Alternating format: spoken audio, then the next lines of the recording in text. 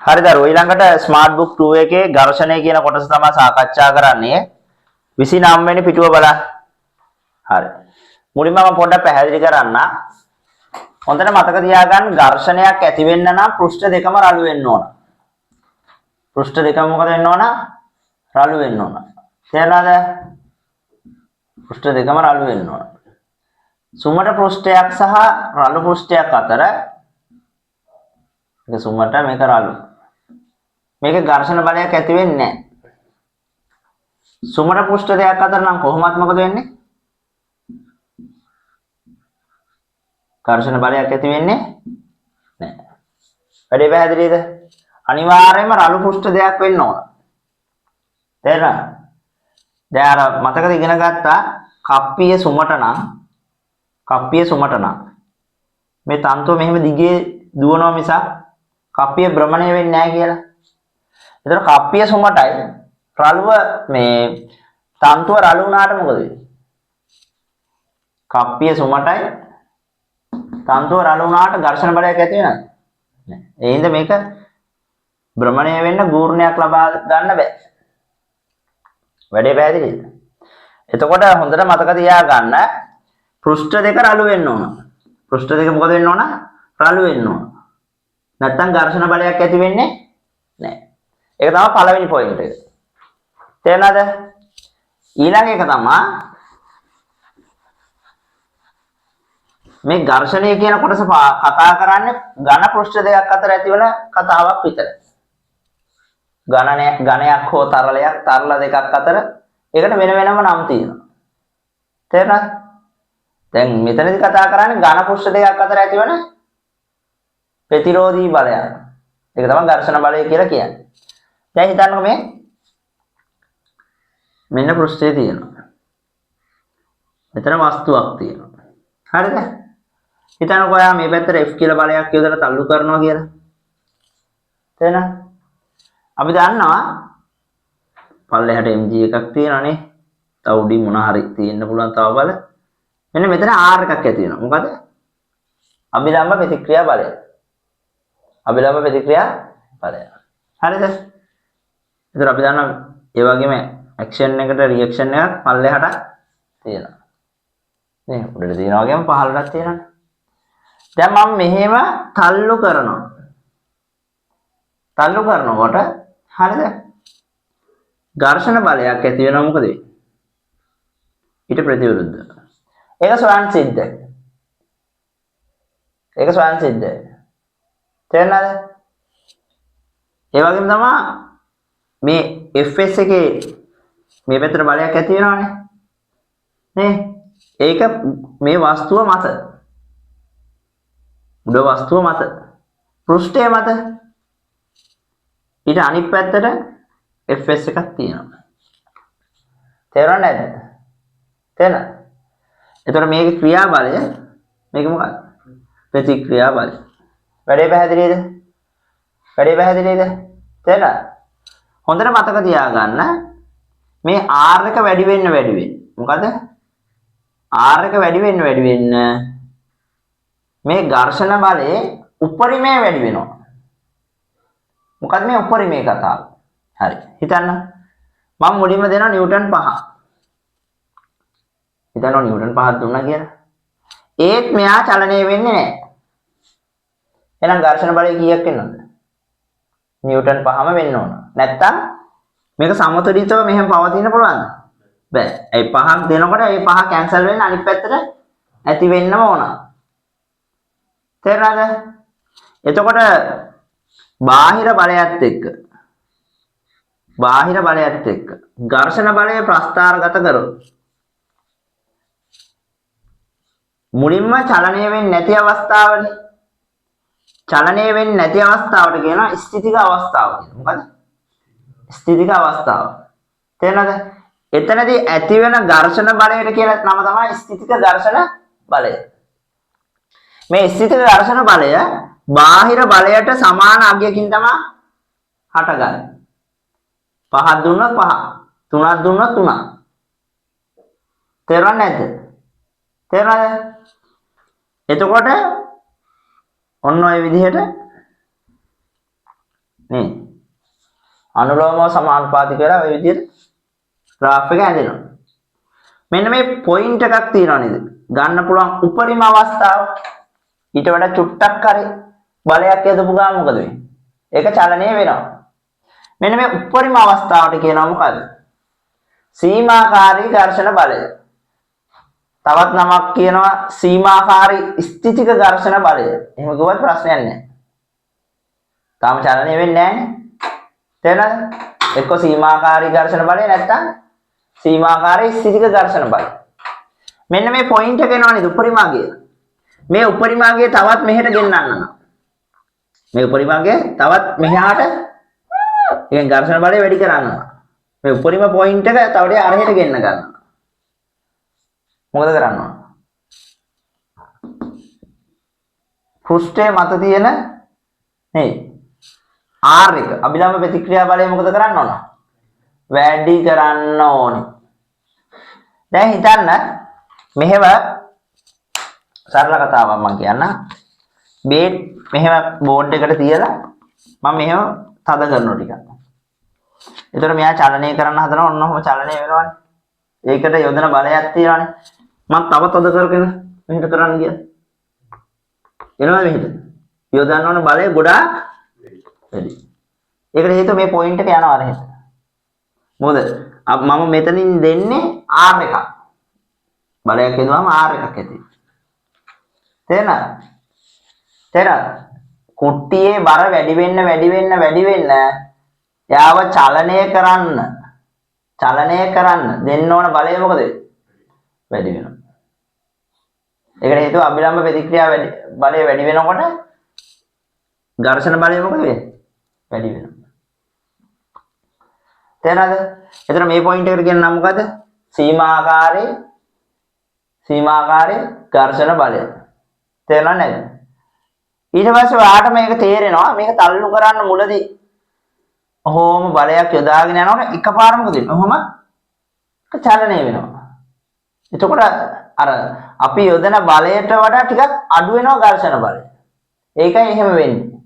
දැන් ඔයා ටිකක් යම් කිසි පෙට්ටියක් මෙහෙම චලනය කරන්න හදනවා කියලා දැන් එහෙම බලය යොදාගෙන යනකොට ටික වෙලාවකදී අර චලනය වෙන්න හදනකොට චලනය වෙනවා. ඒතර ඝර්ෂණ බලය ටිකක් අඩු වෙනවා. තේරෙනවද? අපි යොදන බලය වෙනස් වෙන්නේ නැහැනේ. යොදන බලය දීගෙන යනවා. වැඩි කරගෙන යනවා. යනකොට එක වෙලාවකදී මොකද? මෙහෙම චලනය වෙනවා. චලනය වෙනකොට ටිකක් අර අපිට එන ඇත්තට තේරෙන එක ටිකක් අඩු වෙනවා වගේ. ඒකට හේතුව ඝර්ෂණ බලය ටිකක් අඩු වෙනවා. ගතික අවස්ථාව. අපි කියන්නේ මේක චලනය වෙනවා නම් කියන්නේ මොකද? ගතික අවස්ථාව. ගතික අවස්ථාවේදී ඝර්ෂණ බලය චුට්ටක් අඩු වෙලා ඊට පස්සේ ඝර්ෂණ බලය නැවත වැඩි වෙන්නේ නැහැ. එතන මෙතන ඝර්ෂණ බලයන් දෙකක් තියෙනවා නේද? මෙතන ඝර්ෂණ බලයන් කීයක් තියෙනවද? දෙකක් තියෙනවා. නේ?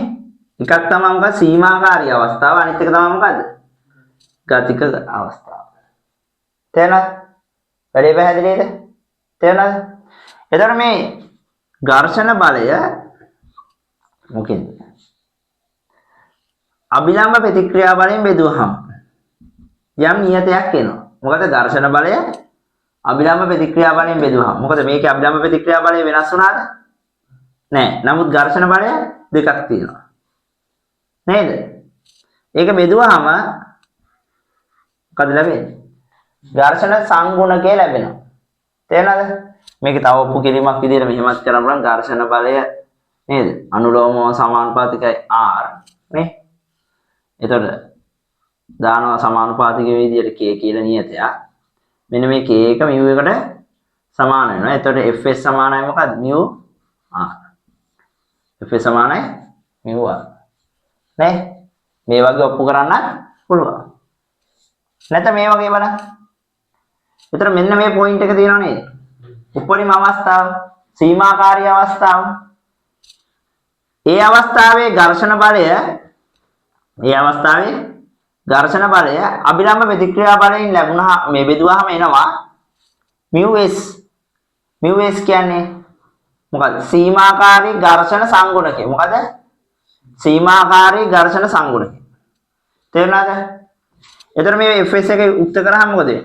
fs සමානයි μs r නේ. මේක නේ. එහෙනම් මේ උඩ එක තමයි μs r කියන්නේ. තේරුණා නැද්ද?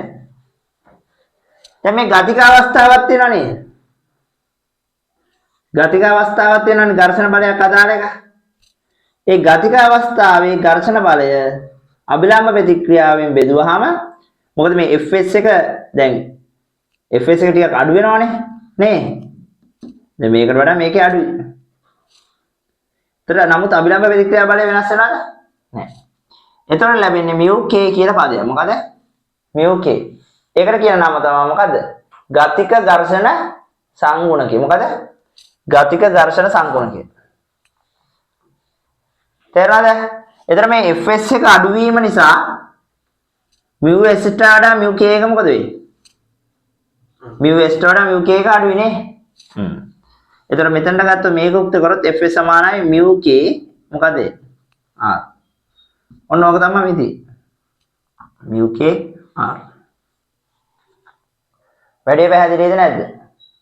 තේරුණාද? තේරුණාද? එතකොට අපිට පේනවා μs ට වඩා මොකද වෙන්නේ? μk කුඩා. ගණන් වල හැබැයි μk μs කියලා වෙන වෙනම දෙන්නේ නැහැ සමහරලාට. දෙන්නේ එක μ එකයි. එතකොට එතනදී කරලා තියෙන්නේ මේ ગેප් එකක් නැහැ කියලා සලකලා. තේරුණාද? ඒකට හේතුව මේ දෙන්න අතර ලොකු වෙනසක් නැති නිසා. වැඩේ පැහැදිලිද නැද්ද? මේක තේරුණාද නැද්ද? ආයි පොඩ්ඩක් අහගන්න. බාහිර බලයක් යොදනකොට මේ වස්තුව චලනය වීමට ප්‍රතිවිරුද්ධව නැත්නම් චලනය වෙන්න හදන පැත්තට ප්‍රතිවිරුද්ධව මොකද ලැබෙන්නේ? ඝර්ෂණ බලයක් ඇති වෙනවා. ඝර්ෂණ බලයක් ඇති වෙන්න නම් පෘෂ්ඨ දෙකම මොකද වෙන්න ඕන? රළු වෙන්න ඕන. ක්‍රියා බලයක් වගේම ප්‍රතික්‍රියා බලයකොත් ඇති වෙනවා. එතකොට ඝර්ෂණ බලය ඇති වෙන්නේ කොතනින්ද? අභිලම්බ ප්‍රතික්‍රියා බලය හට ගන්නා ස්ථානය. මේ R එක හට ගන්න තැනක් තියෙනව නේද? එතනින් තමයි ඝර්ෂණ බලය ඇති වෙන්නේ. තේරෙනවද? ඒතර බාහිර බලය මොකද? ඝර්ෂණ බලයට සමාන වෙනවා මොන අවස්ථාවේද? ස්ථිතික අවස්ථාවේ. නේ? ඒතර මේ F එක වැඩි කරගෙන යනවා මේ. F එක වැඩි කරගෙන යනවා. Fs එකත් වැඩි වෙනවා. හැබැයි ගන්න පුළුවන් උපරිම අගයක් මොකද වෙන්නේ? එනවා ඊට වඩා පොඩ්ඩක් හරි යදුවේ ගමන් ඒක චලනය වෙනවා. නේ? ඒ දෙන්න පුළුවන් උපරිම ඝර්ෂණ බලය තමයි අපි කියන්නේ මොකද්ද? සීමාකාරී ඝර්ෂණ බලය. සීමාකාරී ඝර්ෂණ බලය. සීමාකාරී ඝර්ෂණ බලය. තේරුණාද? තේරුණා? එතකොට ඒ සීමාකාරී ඝර්ෂණ බලය රඳා පවතින්නේ කාමතද? අභිලම්බ ප්‍රතික්‍රියා බලය සහ පෘෂ්ඨයේ ස්වභාවය. වර්ගඵලයවත් හරිද? රඳා පවතින්නේ නැහැ. අභිලම්බ ප්‍රතික්‍රියා බලයයි පෘෂ්ඨයේ ස්වභාවය. තේරුණාද? අභිලම්බ ප්‍රතික්‍රියා බලය එන්න වැඩි කරොත් ඔයා මෙහෙම බලයක් යොදලා. එතකොට මේ පොයින්ට් එක මොකද වෙන්නේ? මෙන්න මෙහෙම ඉස්සරහට යනවා. තේරුණා නැද්ද? තේරුණා? වැඩේ පැහැදිලිද? හරි. එතකොට මෙතනදී ඝර්ෂණ බල දෙකක් තියෙනවා නේ. ඊට පස්සේ සීමාකාරී ඝර්ෂණ බලයෙන් පස්සේ ගතික අවස්ථාව. ඒ කියන්නේ චලනය වෙනකොට ඝර්ෂණ බලයක් ඇති වෙනවා. හිතන්නකො මෙහෙම දෙයක්. දැන් ඔයා වස්තුවක් තියෙන මේ වස්තුව තල්ලු කරනවා. තල්ලු කරගෙන යනවා. ගිහිලා අතාරිනවා. ගිහිලා අතාරිනවා. ඝර්ෂණ බලයක් ඇති වෙනවද නැද්ද? එතන ඔයා අහන්න ඕන මුලින්ම පෘෂ්ඨ දෙක රළුද කියලා. ඔව් පෘෂ්ඨ දෙක රළුයි. දැන් මම වේගයක් දීලා තමයි මේ වස්තුවේ අතාරින්නේ. හිතන්න වේගයකින් ගමන් කරන වස්තුවක් කියලා. ඝර්ෂණ බලයක් ඇති වේද නැද්ද? මොකද කියන්නේ? හොඳට මතක තියාගන්න මේ බලය තියෙන්න ඕනේ නැහැ. දැන් මේ අවස්ථාව කියන්නේ ගතික අවස්ථාව නේ. දැන් F මොන කියලා සමහර කට්ටිය හිතනවා. නෑ නෑ. ඉතින් මෙයා මේක චලනය වෙනවා නම් මෙහෙම යනවනේ ස්විප් එක. මෙහෙම යනවනේ මෙහෙම. ඔන්න ඔහම යනවනේ. යනකොට මොකද? ඝර්ෂණ බලයක් ඇති වෙනවා මේ පැත්තට. පෙට්ටියක් ඔයා තල්ලු කරන්න. පොඩ්ඩක් කියලා නවතිනවනේ. ඒකට හේතුව මොකක්ද? පිටිපස්සට ක්‍රියාත්මක වන ඝර්ෂණ බලය. එතනදී ඇති වෙන ඝර්ෂණ බලය මොකක්ද? ගතික ඝර්ෂණ බලය. තේරුණා නැද්ද? ඒතර ගාණක් දෙන්න පුළුවන් බාහිර බලයක් යොදලා මෙන්න ත්වරණය කරනවා. ත්වරණය කළා මේ බාහිර බලය අයින් කරනවා. ඒතර ඝර්ෂණ බලය කීයද කියලා අහනවා. ඒතර ගතික ඝර්ෂණ බලය තමයි එතනදී ඇති වෙන්නේ.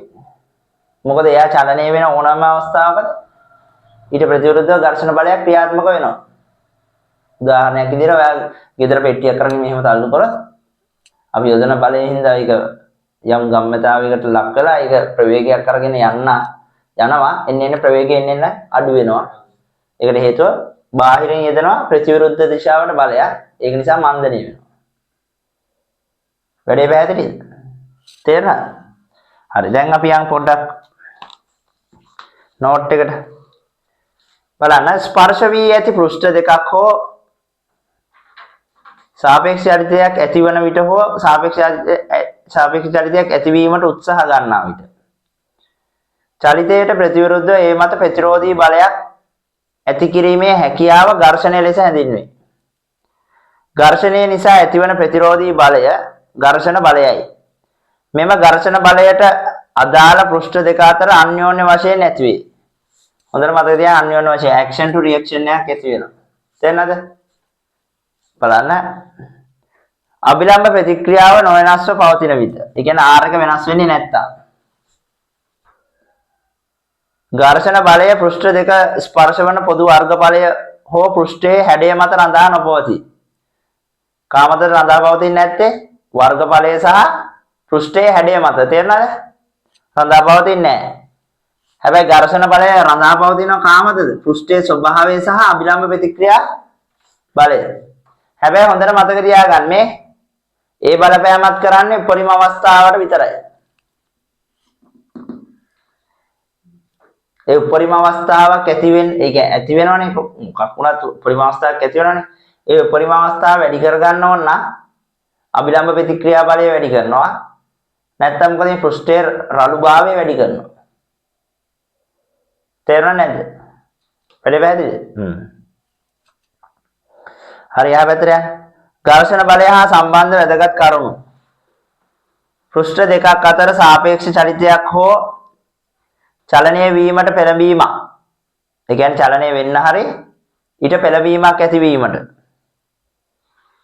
පවතින දිශාවට ප්‍රතිවිරුද්ධව ඝර්ෂණ බලයක් ඇති වෙනවා. දැන් මේ වස්තුව මෙහෙට චලනය වෙන්න හදන හින්දා තමයි මේ පැත්තට ඝර්ෂණ බලයක් ඇති වෙන්නේ. වැඩේ පැහැදිලිද? හරි. ඊළඟට බලන්න වස්තුව චලිත වීම ආරම්භන තෙක්ම ඝර්ෂණ බලය එය චලිත කිරීමට පොළඹවන බලයට සමානව ස්වයන් සීරු මාරු වේ. මෙවිට ඇතිවන ඝර්ෂණ බලය ස්ථිතික ඝර්ෂණ බලය ලෙස හැඳින්වේ. හොඳට මතක තියාගන්න දැන් මේ බලය යොදනකොට ඝර්ෂණ බලයක් ස්වයන් සිද්ධව මොකද වෙන්නේ? අනිත් පැත්තට ඇති වෙනවා. තේරුණාද? දැන් හිතන්න මෙහෙම පෙට්ටියක් තියෙනවා කියලා. මම මේ පැත්තට බලයක් යොදනකොට මේ පැත්තට ඝර්ෂණ බලයක් ඇති වෙනවා. උඩින් මම මේ කියන්නේ. උඩින් බැලුවාම එකම වස්තුව මේ පැත්තට බලයක් යොදුවාම ඝර්ෂණ බලයක් ඊට ප්‍රතිවිරුද්ධව ඇති වෙනවා. මේ පෙට්ටියක් අරගෙන මෙහෙම තල්ලු කරන්න. මෙහෙම තල්ලු කරනවද මොකද? ඊට ප්‍රතිවිරුද්ධව ඝර්ෂණ බලයක් ඇති වෙනවා. මම මෙහෙට තල්ලු කරන්නේ. එතකොට ඝර්ෂණ බලයක් අනිත් පැත්තට ඇදෙනවා. නේද? එතකොට චලනය වෙන්න හදන පැත්තට නේ නැත්නම් චලනය වෙන පැත්තට ප්‍රතිවිරුද්ධව ඝර්ෂණ බලයක් එම වස්තුවට ක්‍රියාත්මක වෙනවා. වැඩේ පැහැදිලිද? ඊළඟට ඝර්ෂණ නියම වලට අනුව දී ඇති පෘෂ්ඨ දෙකක් අතර ක්‍රියාත්මක වන සීමාකාරී ඝර්ෂණ බලය එම පෘෂ්ඨ දෙක අතර ඇතිවන අභිලම්බ ප්‍රතික්‍රියා බලයට අනුලෝමව සමානුපාතික වේ. Fs සමානුපාතිකයි R ට නේ. R එක වැඩි වෙන්න Fs එක මොකද වෙන්නේ? මේ උපරිමයේ තමයි. මේ මොකද්ද? මෙන්න මේ පොයින්ට් එක. මේ පොයින්ට් එකට අපි කතා කරන්නේ. තේරෙනවද? මේ පොයින්ට් එකයි මෙන්න මේ ගතික අවස්ථාවයි කියන තමයි මේ එතන සූත්‍රයේදී කතා කරන්නේ. මේ අවස්ථාවන් මොකක්ද? ස්ථිතික අවස්ථාවේදී බාහිර බලය ඝර්ෂණ බලයට සමානයි. මෙතන පැන්නට පස්සේ එහෙම වෙන්නේ නැහැ. නිව්ටන් 100ක් දුන්නා ඝර්ෂණ බලය 20යි නම් 20 තමයි ඇති වෙන්නේ. එතකොට මොකද වෙන්නේ? ඉස්සරහට ත්වරණය හොයනවා 100 රින 20 සමානයි m නේ. එතකොට නිව්ටන් 80කින් තමයි බාහිර බලය ක්‍රියාත්මක වෙන්නේ. නිව්ටන් 1000ක් දුන්නත් 20ක් අඩු වෙලා තමයි එන්නේ. මොකද මෙතනින් පැන්නට පස්සේ ඝර්ෂණ බලය නියතයි. කොච්චර බලය යදුවත් බාහිර බලය යදුවත් ඝර්ෂණ බලය වෙනස් වෙන්නේ නැහැ. හැබැයි මෙතනට වෙනකම් බාහිර බලය ඝර්ෂණ බලයට මොකද වෙන්නේ?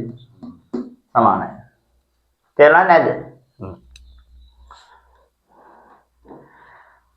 ඝර්ෂණ පෘෂ්ඨ සාපේක්ෂ චලිත වන විට ඒවා අතර ක්‍රියාත්මක වන ඝර්ෂණ බලය හඳුන්වන්නේ ගතික ඝර්ෂණ බලය ලෙස.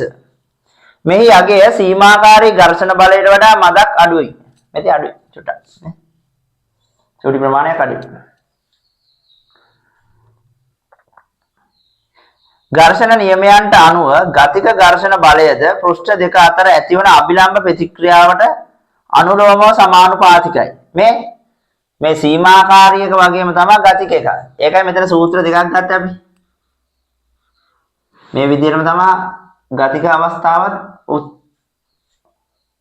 උක්ත කරන්නේ. තේරුණාද නැද්ද? එතන මෙතන fs සමානයි mu sr මේක mu kr. වැඩේ පැහැදිලිද? තේරුණා? ඒක මේ විදිහට හිතන්න පුළුවන් මේ. මෙති ඝර්ෂණ බලය අභිලම්බ ප්‍රතික්‍රියා බලයෙන් බෙදුවට පස්සේ mu s එක සහ mu k එක ලැබෙනවා. තේරුණා? හේතුව ඝර්ෂණ බල දෙකක් මෙතන එකක් තව ටිකක් අඩු වෙච්ච එක තමයි ගතික එක. නමුත් අභිලම්බ ප්‍රතික්‍රියා බලය වෙනස් වෙන්නේ නැහැ. වෙනස් අගයක් නියතයකින් බෙදුවහම අගයන් දෙකක් තමයි ලැබෙන්නේ. mu s සහ mu k. හරි අපිට උපරිම ඝර්ෂණ බලය හෙවත් සීමාකාරී ස්ථිතික ඝර්ෂණ බලය සඳහා ප්‍රකාශනයක් ඔප්පු කිරීම. මේ විදිහට තමයි ඔප්පු කරන්නේ. එතනදී පොඩ්ඩක් හදා ගන්න. ඔතන පෘෂ්ඨයේ මත ඝර්ෂණ බලය FSR වෙන්න ඕන. ඉතින් පළවෙනි එක FS A නෙමෙයි R. හරිද? ඒක කපලා R කියලා ලියා ගන්න. වස්තුව මත ඝර්ෂණ බලය FSA. ඒක පොඩ්ඩක් හදා ගන්න. හරි. එතන ඔතන FS සමානුපාතිකයි R. එතන FS සමානයි KR. එතකොට FS සමානයි mu R කියලා අපිට අවසානයේදී ප්‍රකාශනයක් ගන්න පුළුවන්. එතකොට දරුවෝ mu K එක සහ mu S එක උක්ත කරන්න පුළුවන් මේ විදිහට. ඝර්ෂණ බලය බෙදෙනවා අභිලම්බ ප්‍රතික්‍රියා බලයෙන්. එතකොට mu S සහ mu K වෙන වෙනම ලැබෙනවා. මම හිතන්නේ මම කියපු දේ හොඳට පැහැදිලිව තේරෙන්නේ නැති කියලා. ඕක ගානක් හදනකොට තමයි තේරෙන්නේ හොඳට. අපි ගානක් කියන් ඊට පස්සේ හරි. එතකොට දරුවෝ ඝර්ෂණ බලයක් ඇති වෙන්න අනිවාර්යයෙන්ම R එකක් තියෙන්න ඕනද? ඝර්ෂණ බලයක් ඇති වෙන්න අනිවාර්යයෙන්ම R එකක් තියෙන්න ඕනද? අභිලම්බ ප්‍රතික්‍රියා බලයක් ඕනද? අනිවාර්යයෙන්ම ඕනේ. අනිවාර්යයෙන්ම ඝර්ෂණ බලයක් ඇති වෙන්න අභිලම්බ ප්‍රතික්‍රියා බලයක් ඕනේ. වැඩේ පැහැදිලිද? තේරුණාද? ඒකේ උපරිම අවස්ථාව මොකද? උපරිම අවස්ථාව අනුලෝමව සමානුපාතික වෙනවා R එක්ක. උපරිම අවස්ථාව. තේරෙනවද? ඝර්ෂණ බලයට එන්න පුළුවන් උපරිම අගය අනුලෝමව සමානුපාතික වෙනවා R එක. R එක වැඩි කරන්න මොකද වෙන්නේ? අර උපරිම අවස්ථාවත් එන්න වැඩි වෙනවා. වැඩි බලයක් යොදන්න ඕන චලනය කරන්න. දැන් හිතන්න පොඩි ළමයෙක් ඉඳගෙන ඉන්නවා කියලා පෙට්ටියක. ඒක චලනය කරන්න යොදන්න ඕනනේ බලය. ඊට වඩා වැඩි වෙනවා මොකද්ද? මිනිස්සු කීපයක් උඩ නැග්ගොත්. තේරෙනවද? ඒතර යොදන්න ඕන බලය වැඩි. ඕක මම සරල උදාහරණයකින් පැහැදිලි කරන්නම්. ලොරියක් එරුණාට පස්සේ මොකද කරන්නේ? ලොරියක් එරුණාට පස්සේ ඒකට නගින්න කියනවා තව කීප දෙනෙක්ට. මොකද රෝදේ කැරකෙනවා. තේරෙනවද? ඇක්සලරේට් කරපුවාම රෝදේ කැරකෙනවා. එරෙනවා කියන්නේ ඒකනේ. ඉතින් රෝදේ කැරකෙනවා ඉස්සරහට යන්නේ නැහැ. ඒකට හේතුව මොකද? ඒ රෝදෙට හම්බෙන ඝර්ෂණ බලය මදි ලොරිය ඉස්සරහට විසිවෙන්නේ. ඉස්සරහට ගමන් කරන්නේ. එතකොට අපිට යෙදෙන ඝර්ෂණ බලය වැඩි කරන්න නම් මොකද කරන්නේ? අභිලම්බ ප්‍රතික්‍රියා බලය වැඩි කරන්න ඕනේ. එතකොට මොකද කරන්නේ? තව මිනිස්සු ටිකකට ලොරියට නගින්න කියනවා. කියලා ස්ටාර්ට් කරලා අදිනවා. තේරෙනවද? තෙරපුම වැඩි වෙනකොට ඝර්ෂණ බලය මොකද වෙන්නේ? උපරිමය වැඩි වෙනවා. නේ? එතකොට මොකද වෙන්නේ? යොදන ඝර්ෂණ බලය වැඩි වීම නිසා රෝදය මත වාහනේ ඉස්සරහට යනවා. තේරෙනවද? ඔක මම මේ කිව්වේ ප්‍රායෝගික විදිහ. හරි ඊළඟට බලන්න. ඊට පස්සේ graph එක තියෙන මම graph එක දැන් පැහැදිලි කරා. ඕන මම මුලදී කියන්න. ආයි මුලින්ද මෙතන බාහිර බලය වැඩි කරගෙන යනකොට ඝර්ෂණ බලය අනුලෝමව සමානුපාතික නේ. දෙන්නේ 5ද ඇති වෙනවා අනිත් පැත්තට 5. දෙන්නේ 6ද අනිත් පැත්තට ඇති වෙනවා 6. හරිද? ඒක වැඩි වෙන්නේ සීමාකාරී අවස්ථාව වෙනකම් විතරයි. ඊට පස්සේ මොකද වෙන්නේ? ගතික අවස්ථාවට යනවා. ගතික අවස්ථාවේදී යොදන බලය මොකද වෙන්නේ? යොදන බලය කොච්චර වැඩි වුණාද? ඝර්ෂණ බලය වැඩි වෙනවද? නැහැ. ඝර්ෂණ බලය නියත අගය. ඒ අගය හොයන්න තමයි මේ සූත්‍රය දෙන්නේ. වැඩේ පැහැදිලි නැද්ද? උපරිම අගය සහ නියත අගය හොයන්න තමයි අපිට මේ සූත්‍රය දෙන්නේ. හරි. දැන් ඔකෙන් අපි පොඩි පාස් පේපර්ස් ටිකක් හදමු. සහ මේ මොඩල් ප්‍රශ්න ටිකක් තියෙනවා ඒකත් අපි කතා කරමු. හරිද? මම මුලින්ම කියලා දෙන්න මේ විභාගේ අහලා තිබ්බ ප්‍රශ්න කිහිපයක් බලන්නකො මේ පැත්ත.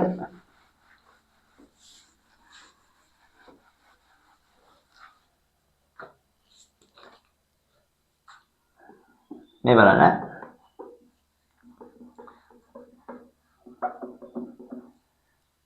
පළවෙනි එක. මෙන්න මෙහෙම පෙට්ටියක් තියෙනවලු.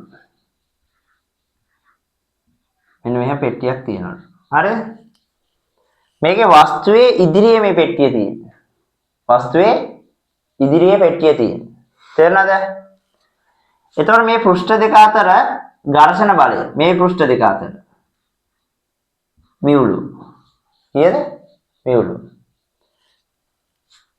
මේ පෙට්ටිය පහළට වැටෙන්නේ නැති වෙන්න යන්න ඕන ත්වරණය කීයද කියලා අහන්න. කොහොමද? මේ පෙට්ටිය පහළට වැටෙන්නේ නැති වෙන්න යන්න ඕන ත්වරණය. දැන් මේක පොඩ්ඩක් ලොකුවට අඳින්න. මේ බලන්න. ඔන්න පෙට්ටිය ඇඳ ටික ලොකුවට. මේ පැත්ත බලන්න.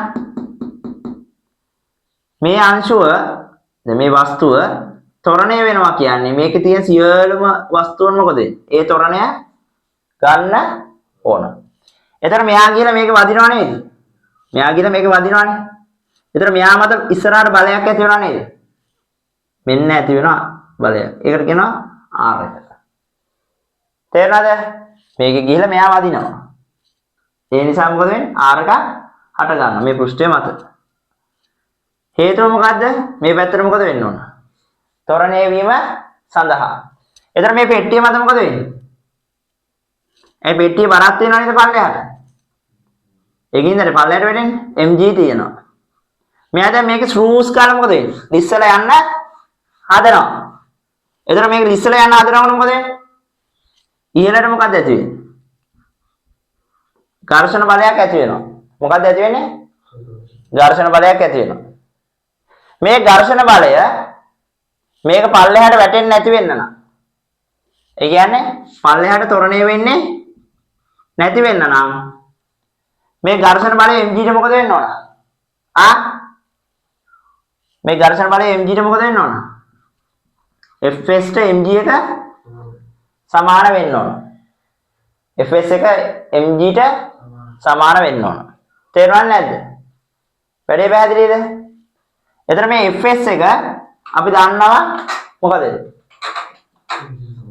mg ට සමානයි. හරි. මේ පැත්ත බලන්න. එතකොට මේ ත්වරණයට ගන්න පුළුවන් අවමය මොකද්ද? ඒ ත්වරණයට ගන්න පුළුවන් අවමය අපිට නිරීක්ෂණය කරන්න කිව්වොත්. නැත්නම් අපිට ඒක ගණිතයෙන් ඔප්පු කරන්න කිව්වොත්. අපි දන්න මේ පැත්තට f සමානයි මොකක්ද දාන්නේ? ma දානවා. එතකොට අපි දන්නවා මොකද්ද? මේ R එක නිසා තමයි ඉස්සරහට ත්වරණය වෙන්නේ. එතකොට MA. A එක එන්න අඩු වෙනවා. මේ මින් එකනේ අහන්නේ. A එක එන්න අඩු වෙනවා. එහෙනම් R එක එන්න අඩු වෙනවා. R එක අඩු වෙනවා නම් ඝර්ෂණ බලයත් එන්න මොකද වෙන්නේ? අඩු වෙනවා. ඝර්ෂණ බලය අඩුම වෙන්න නම් අඩුම වෙන්න මෙයා මෙහෙම පැවතින්න නම් ඝර්ෂණ බලයට ගන්න පුළුවන් අවමාගය මොකද්ද? mg නේ. ඒතර අවමාගය ගත්තාම අවමාගය කියන්නේ fs එක මොකටද සමාන වෙන්න ඕන? mu r පදයකට සමාන වෙනවා. ඒතර mu r සමානයි මොකටද? mu r සමානයි mg. මෙතන r වෙනකොට දාන්න පුළුවන් මොකද්ද?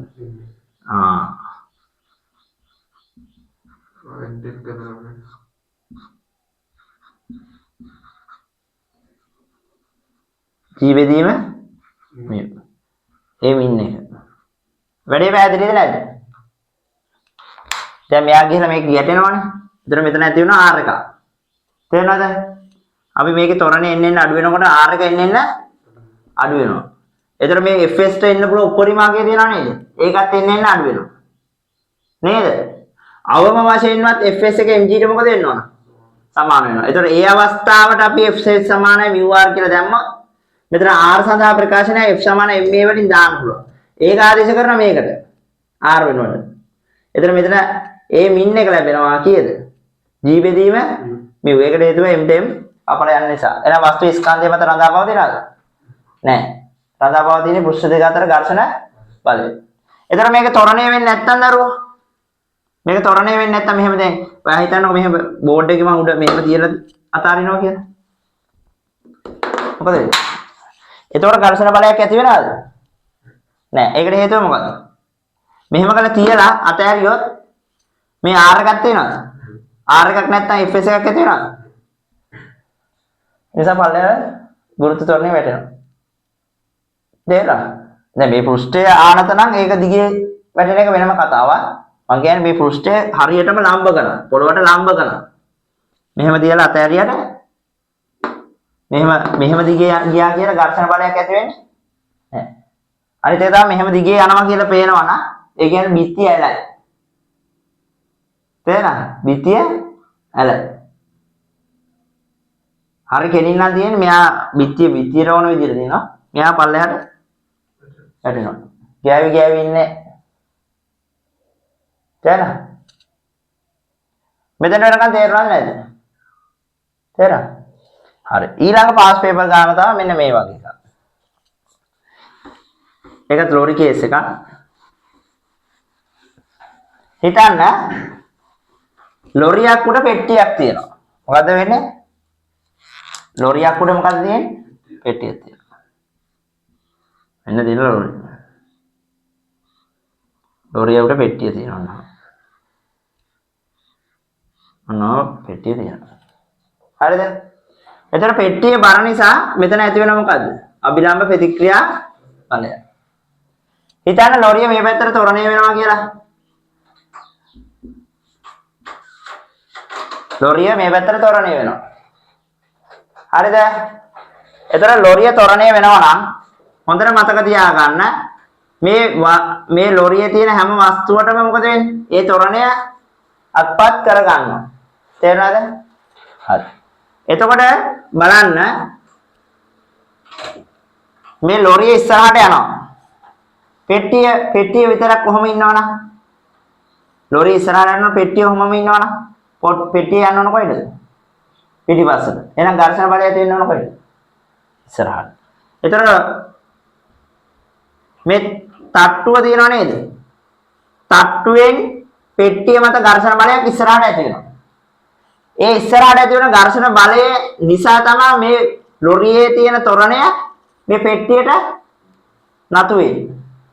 තේරුණාද? එතකොට අපි පෙට්ටියට ඉහළට ඉස්සරහට Fs සමානයි mu r කියලා දැම්මහම හරිද?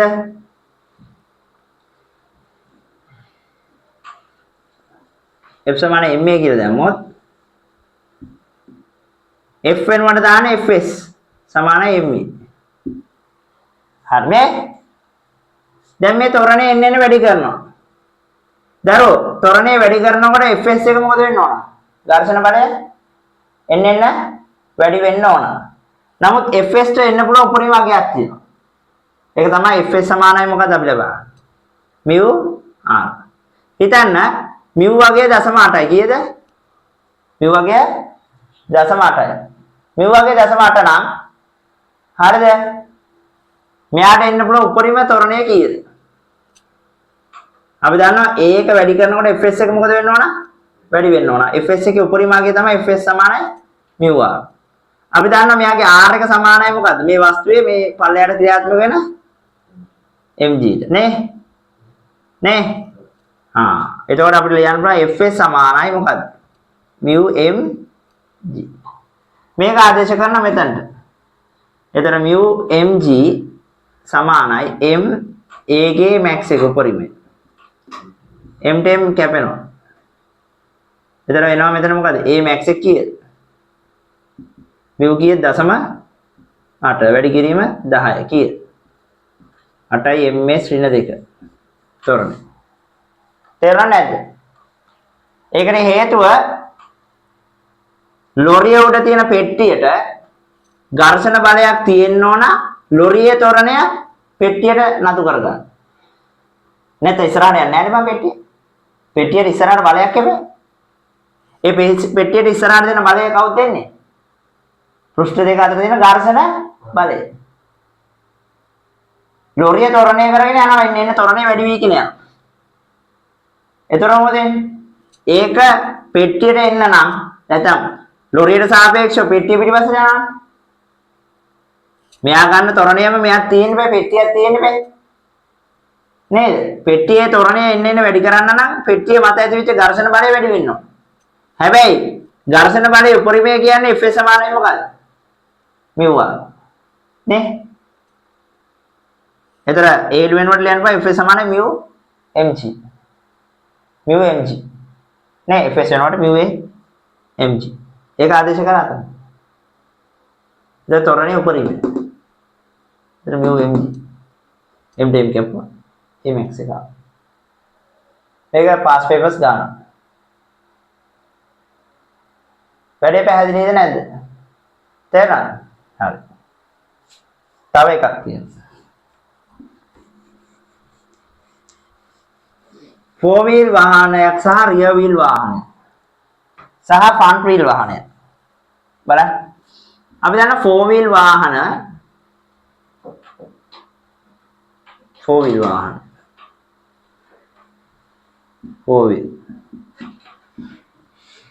වාහන තව භාවිතා කරන ලෝකේ වාහන මොනවාද?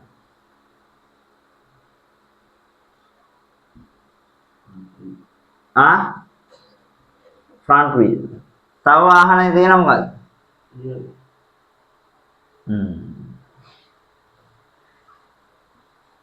නිකරියවි. තේරෙනවද? අපි දැන් four wheel එකේ රෝද දෙකම මොකද කරන්නේ? රෝද දෙකම කැරකෙනවා. front wheel එකේ ඉස්සරහා රෝදේ විතරයි කරකවන්නේ එන්ජින් එකේ නේ. rear wheel එකේ පිටිපස්ස රෝදේ විතරයි කරකවන්නේ. එතන මේ බලන්න. මේ අංශුව ගැන හිතන්න. මෙන්න පෘෂ්ඨය තියෙනවා. මේ අංශුව ගැන හිතන්න. හිතන්න මේ අංශුව මේ භ්‍රමණය වීම නිසා කොහෙටද චලනය වෙන්නේ? මේ අංශුව පිටිපස්සට නේද චලනය වෙන්නේ. එහෙනම් මේ අංශුව පිටිපස්සට චලනය වුණාට ඝර්ෂණ බලයක් කොහෙටද ඇති වෙන්නේ? අන්න හරි. මෙහෙම ඉස්සරහට ඇති වෙනවා. තේරුණාද නැද්ද? ඒ කතාවම නේද මෙතනට. මේ රෝදේ මේ අංශුව කොහෙටද චලනය වෙන්න හදන්නේ? මෙයා මෙහෙම කැරකෙනවා කියන්නේ මේ අංශුව පිටිපස්සට යනවනේ. එහෙනම් ඊට ප්‍රතිවිරුද්ධව මොකද වෙන්නේ? ඝර්ෂණ බලයක් ඇති වෙනවා. දැන් මේ කතාවම මෙතනටත් මොකද වෙන්නේ? කැරකෙන රෝදෙට ඉස්සරහට තමයි ඝර්ෂණ බලය ඇති වෙන්නේ. හරි. මෙයා කැරකෙනකොට මේ අංශුව මොකද වෙන්නේ? කොහොම ඉන්නවනේ. මෙයා කැරකෙනකොට මෙයා මෙහෙම ඉස්සරහට යනවා නේද? ඒතර මේ අංශය මොකද වෙන්නේ? ඉස්සලා ඉස්සරහට යනවනේ. මේ අංශ වල ඉස්සලා නැත්නම් මේ අර නිකන් බ්‍රූස් ගාගෙන යනවා ඉස්සරහට නේ. ඒ මෙයා විතරයි කරගන්නේ. එතකොට මේ අංශ ඉස්සරහට යන නිසා ඝර්ෂණ බලය කොයි පැත්තටද තියෙන්නේ? අනිත් පැත්තට ඇති වෙනවා. හොඳට මතක තියාගන්න ඝර්ෂණ බලයෙන් තමයි මේ රෝධය මොකද කරන්නේ? කරකවන්නේ. එහෙනම් මට අතන කියන්නේ මේක කැරකෙනකොට මේක ඉස්සරහට රෝදය මේ වාහනේ යන්න හදනවා. ඒතර මේ අංශය කොහෙටද යන්නේ? ඉස්සරහට යනවා. එහෙනම් ඝර්ෂණ බලය කොහෙද? තේරුණා නේද? වැඩේ පැහැදිලිද? වැඩේ පැහැදිලිද? තේරුණා? මේ කැරකෙන රෝදෙට කියනවා එළවුම් රෝදය. මොකද? එළවුම් රෝදය. එළවුම් රෝදයේ ඝර්ෂණ බලය හැමතිස්සෙම ඉස්සරහට. හැමතිස්සෙම ඉස්සරහට. ඉතුරු රෝදෙට කියන්නේ මොකද්ද? දැන් මේකනේ කැරකෙන්නේ. මේකනේ කැරකෙන්නේ ෆ්‍රන්ට් වීල් එක. අනිත් එක්කන පිටිපස්සේ තියෙන රෝදේ මොකද්ද කියන්නේ? එළවෙන රෝදේ. මොකද? එළවෙන රෝදේ. ඒකේ ඝර්ෂණ බලය හැමතිස්සෙම මොකද? පිටිපස්සට. අරක ඉස්සරහට මේකේ පිටිපස්සට. මොකද?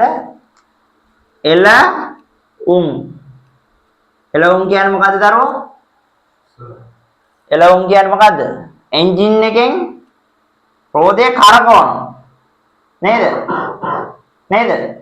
ඒතකොට ඝර්ෂණ බලයේ ඉස්සරහට. තේරුණාද නැද්ද? එළවුම්.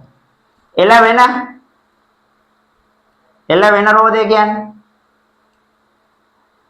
මේකේ ඝර්ෂණ බලයෙන් තමයි මේ රෝදේ කරකවන්නේ. හැමතිස්සෙම මොකද වෙන්නේ? ඝර්ෂණ බලය දෙන්නේ කොයි පැත්තටද? පිටිපස්සට.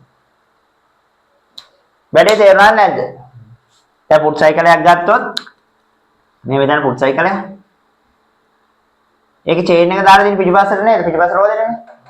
එහෙනම් පිටිපස්ස රෝදේ තමයි එළවුම් රෝදේ නේ. එහෙනම් ඝර්ෂණ බලය ඉස්සරහට නේ. මේක එළවුම් රෝදේ. එළවෙන රෝදේ කවුද?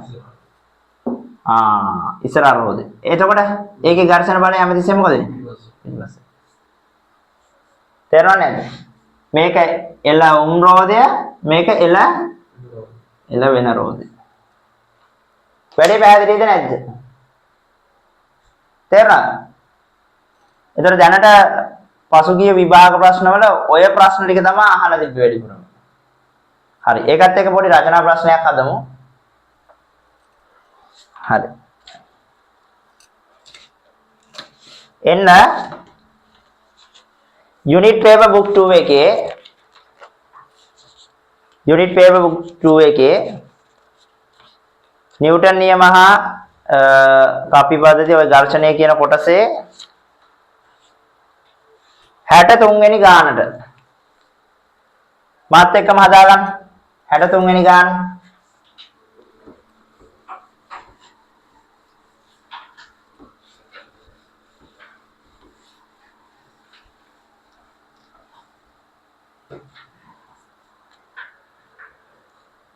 බලන්න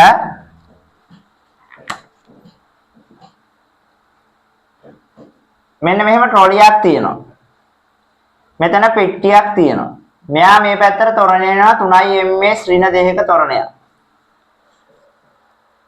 හරිද? මෙයාගේ ස්කන්ධය පෙට්ටියේ ස්කන්ධය කීයද? කිලෝග්‍රෑම් 10. කිලෝග්‍රෑම් 10. ඝර්ෂණ සංගුණකයේ මේකේ මිව් එක 0.2යිලු.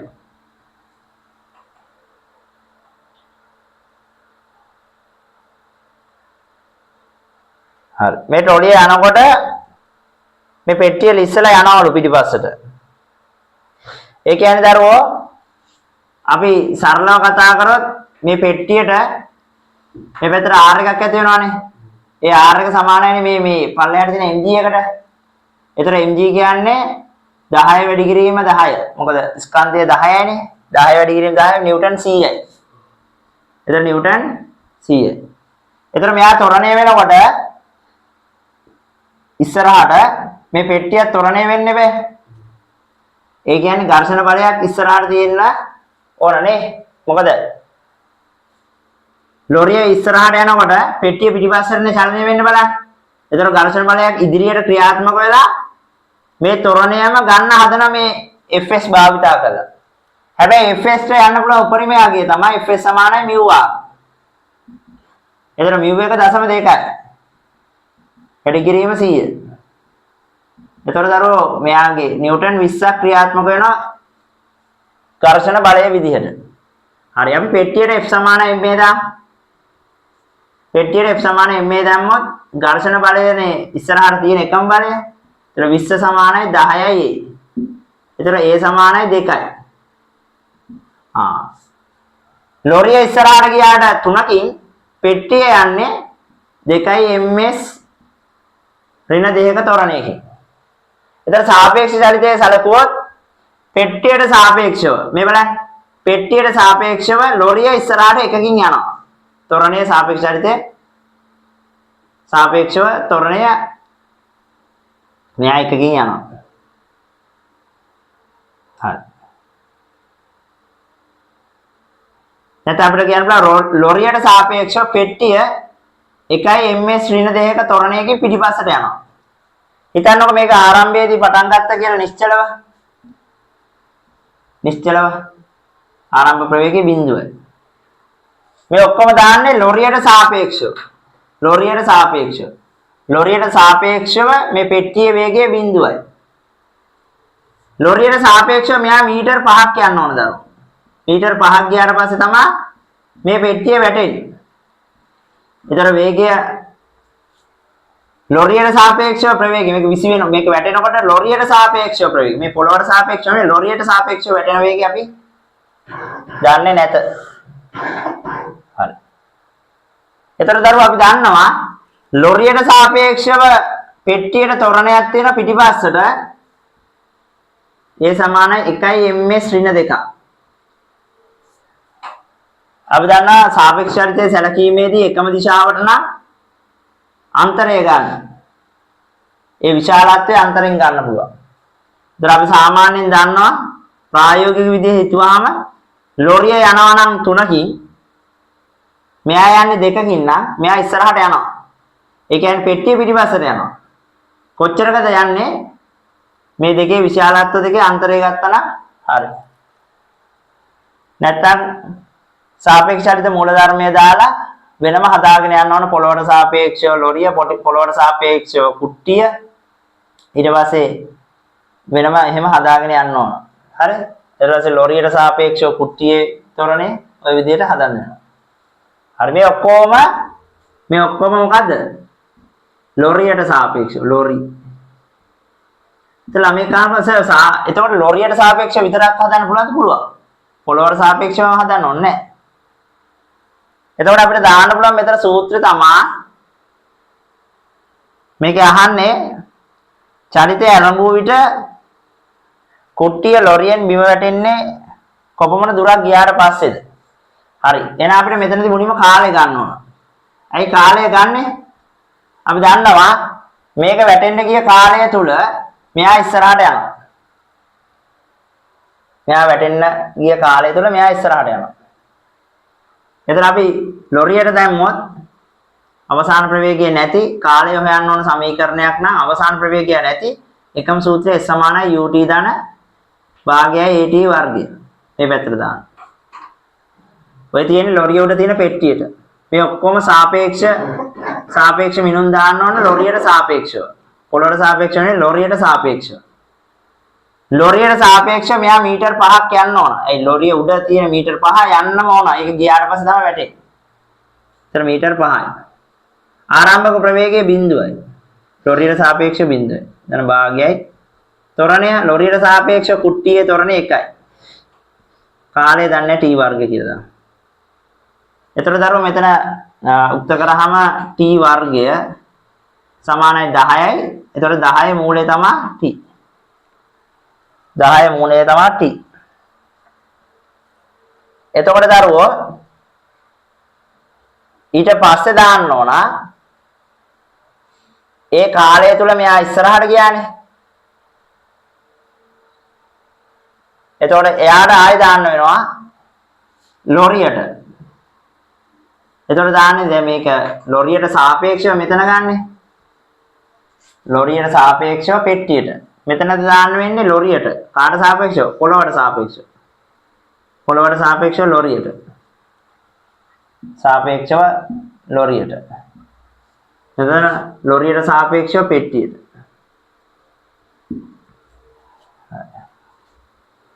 එතන ලොරියට සාපේක්ෂව පොළවට දැන් මේ පොළවට සාපේක්ෂව ලොරියට දැම්මහම S සමානයි UT ධන භාගයයි AT වර්ගය. මොකද අර t සමානයි මූල 10ක් යනකොට ඒ තප්පර ගාන යනකොට අපිට අදාළ වෙන්නේ නැහැ ලොරියේ ප්‍රවේගය. අවසාන ප්‍රවේගය අවශ්‍ය නැහැ. එහෙම අවසාන ප්‍රවේගය අවශ්‍ය නැති මේ නැති සමීකරණයක් තියෙන්නේ S සමානයි UT ධන භාගයයි AT වර්ගය. ඊට මෙතන S දාමු ආරම්භ ප්‍රවේගය බිඳුවයිනේ. භාගය ත්වරණය. පොළවට සාපේක්ෂව මෙයා 3 කියන්නේ. 3. කාලය මූල 10යි. ඒකේ වර්ගය. ඒතර මෙතන එනවා දෙකෙන් බෙදනවා 1.5යි. ඒතර මෙතන මූල ලකුණ නැති වෙන වර්ග නිසා ඒතර 10 වැඩි කිරීම 1.5 කියන්නේ 15යි මීටර. වැඩි පැහැදිලිද? මෙතනදී සැලකුවේ සාපේක්ෂ චලිතය මෙතනදී සැලකුවා. මුලින්ම කරේ ලොරියට සාපේක්ෂව පෙට්ටියට දාලා පෙට්ටිය වැටෙන්න යන කාලය හෙව්වා. එතන මේ සියලුම මිනුම් S U A සියලුම මිනුම් අපි ලොරියට සාපේක්ෂවනේ පෙට්ටියට දාන්නේ. එතකොට ලොරියට සාපේක්ෂව පෙට්ටියේ ප්‍රවේගය, ත්වරණය සියල්ලම හොයන්න ඕන. තේරුණාද? මොකද ආරම්භයේදී ලොරියට සාපේක්ෂව පෙට්ටියේ වේගයක් නැහැ පිටිපස්සට. හැබැයි ලොරියට සාපේක්ෂව ප්‍රවේගය එන්න වැඩි වෙනවා. ඇයි ඒ? මෙයා 2කින් උඩරිමට ගන්නකොට මෙයා 3කින් යනවා. ඒතර මෙයා 1කින් පිටිපස්සට යනවා. ඒක දාලා තමයි මේ චලිත සමීකරණ දාලා මේක හැදෙන්නේ. තේරෙනවද? ඊට පස්සේ මොකද කරේ? එතනදී ලැබෙනවනේ කාලයක් මෙයා ඩොක් ගාලා එළියට පයින්. ඒ කාලය තුළනේ මේ පොළොවට සාපේක්ෂව ලොරිය ඉස්සරහට ගියේ. එයාට වෙනම S සමානයි UT ධන භාගය AT වර්ගය දාලා හැදුවා. වැඩේ පැහැදිලිද? ඉතින් හොඳට මතක තියාගන්න ඝර්ෂණය ඉගෙන ගත්ත වූ ඵලයේ ගණන් හදන්න බෑ. ගණන් හදන්න නම් මේ මොඩල් ටික කරලා තියන්න ඕන.